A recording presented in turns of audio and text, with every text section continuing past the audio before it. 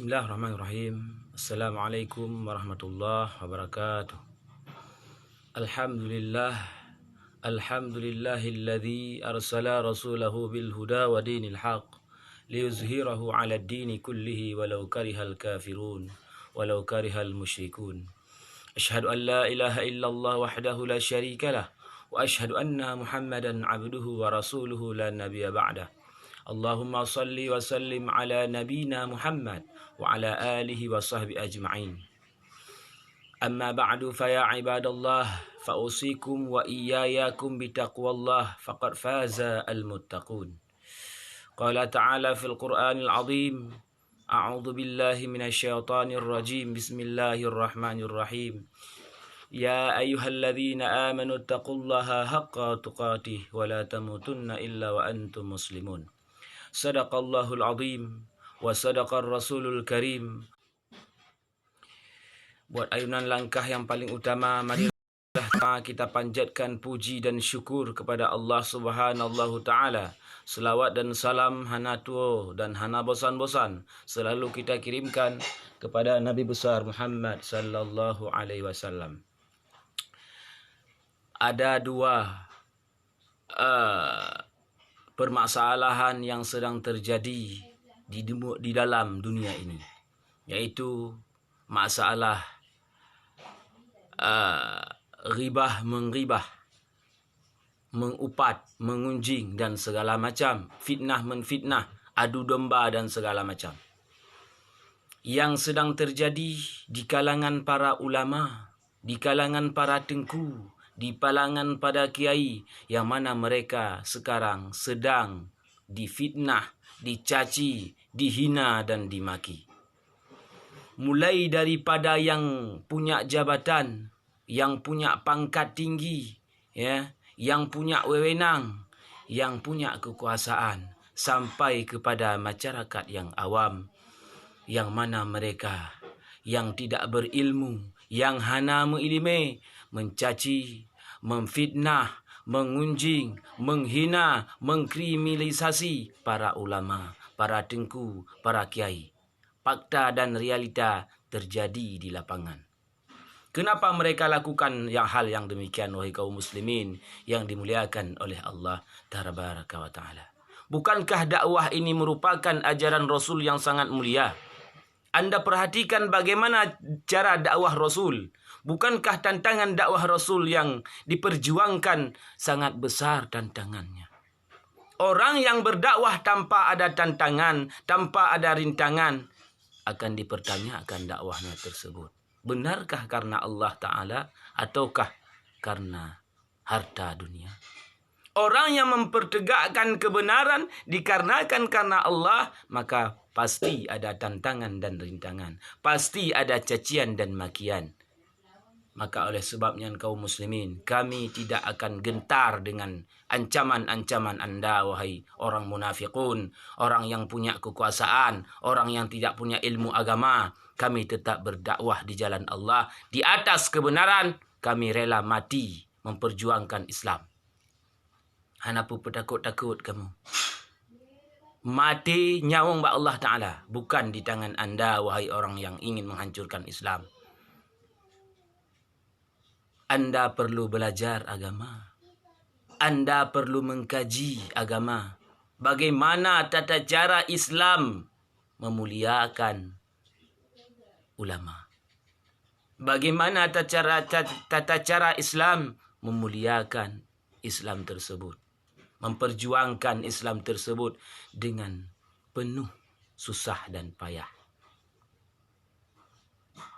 Jangan kita memiliki jabatan sehingga semena-mena dengan yang di bawahnya. Jangan kita memiliki jabatan yang Allah amanahkan hanya sementara, kita semena-mena dengan orang yang tidak punya jabatan, orang yang hina kita anggap hina. Wahai kaum muslimin yang dimuliakan Allah, kita di hadapan Allah ini sama. Yang membedakan adalah takwa kita kepada Allah Tabaraka wa Ta'ala. Berimankah kita kepada Allah? Itulah yang membedakan Anda. Bertakwakah Anda kepada Allah? Itulah yang membedakan, bukan pangkat dan jabatan. Jangan Anda memiliki pangkat dan jabatan Anda mengeluarkan pendapat dengan seenak-enak Anda dengan agama. Anda halalkan dengan segala cara. Anda menentang ayat-ayat Allah. Anda mencari-cari kesalahan orang lain. Bukankah Allah mengatakan dalam Al-Quran, "Wala tajassasu wala yaghtab ba'dukum ba'dan." Janganlah kalian mencari kesalahan orang lain, mencari-cari kesalahan orang lain, apalagi mencari kesalahan seorang ulama, seorang kiai, seorang tengku, seorang ustaz yang mana mereka ikhlas karena Allah memperjuangkan agama ini. Janganlah Anda menindas mereka yang mana mereka ketika dizalimi berdoa kepada Allah nanti Anda akan sengsara. Mereka ulama, tengku, kiai ini memperjuangkan Islam ikhlas karena Allah tabaraka wa taala. Bukankah berbaik sangka yang diperintahkan oleh Allah? Bukankah berburuk sangka itu yang dilarang oleh Allah? Kita ikut perintah Allah atau yang dilarang oleh Allah yang kita ikutkan? Kalau memang kita mengakui bahwa umat Islam beriman kepada Al-Quran, bahwa Al-Quran adalah kalam Allah, ikut perintah Allah. Allah mengatakan berbaik sangkalah kepada kaum muslimin, berbaik sangkalah kepada saudara-saudaramu, dan jauhi ijtanibu katsiran minaz zon, dan jauhilah daripada sifat buruk sangka. Maka oleh sebab itu jabatan yang ada pada Anda tidak akan kekal selama-lamanya. Yang mana jabatan itu adalah titipan Allah, amanah Allah. Apabila Anda salah dalam menggunakan jabatan, maka ingat, hari kiamat akan dipertanyakan. Di alam kubur akan dipertanyakan oleh para malaikat, yang mana malaikat itu adalah perintah Allah tabaraka wa ta'ala. Kullukum ra'in wa kullukum mas'ulun an ra'iyatihi. Setiap kalian adalah pemimpin dan setiap kepemimpinan yang kalian pimpin akan dimintai pertanggungjawaban oleh Allah. Bagaimana Anda ketika jadi pemimpin? Bagaimana ketika Anda jadi penguasa? Siapa yang Anda tindas? Siapa yang Anda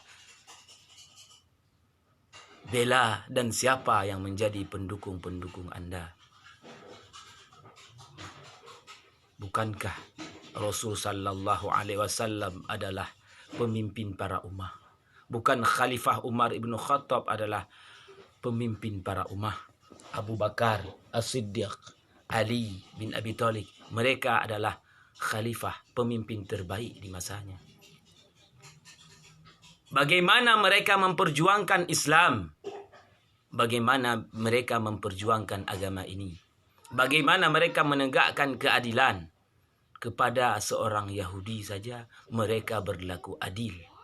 Yang ke orang Yahudi berlaku adil, apalagi terhadap orang Islam, apalagi terhadap orang-orang yang beriman.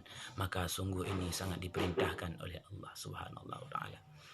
Bukankah kita pernah menceritakan bahwa Umar bin As adalah salah satu gubernur yang mana dia semena-mena terhadap rakyatnya, menghancurkan salah satu rumah Yahudi buta sehingga robohlah rumah tersebut. Ingin ia bangun masjid, akan tetapi Yahudi buta tersebut melapor kepada Umar bin Khattab. "Wahai Umar, engkau adalah pemimpin?" "Ya." "Lapor, ada apa?" "Saya seorang rakyat Yahudi dan rumah saya sudah dirobohkan oleh gubernur Anda yang ada di kampung saya." "Siap. Coba periksa, ambil tulang." Sehingga dikasihlah tulang, kemudian dikasih lurus. Kasih ini sama Umar bin As. Ketika datang kepada Umar bin As, "Wahai Umar bin As, ini dari Umar bin Khattab, khalifah." Ketika dia memegang tulang tersebut, dia bergetar dan terkejut, termakut. Kenapa? Tertulis di dalam tulang itu, "Wahai Umar bin As, tegakkan keadilan, kalau tidak pedangku akan menegakkan lehermu." Ancaman daripada Umar bin Khattab, luruskan keadilan walaupun terhadap Yahudi buta. Apa kata Yahudi buta tersebut? "Wahai Umar bin As, Anda sebagai saksi, dengarkan saya bersyahadat. Asyhadu an la ilaha illallah wa anna Muhammadar Rasulullah." Dikarenakan akhlak Rasul, Yahudi tersebut masuk ke dalam Islam.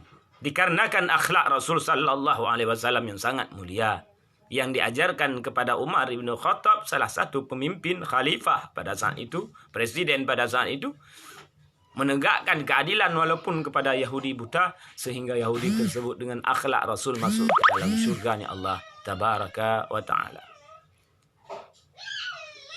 Kaum muslimin yang dimuliakan oleh Allah subhanahu wa ta'ala, bukankah Nabi telah mengatakan bu'istu li utammima makarihal akhlaq?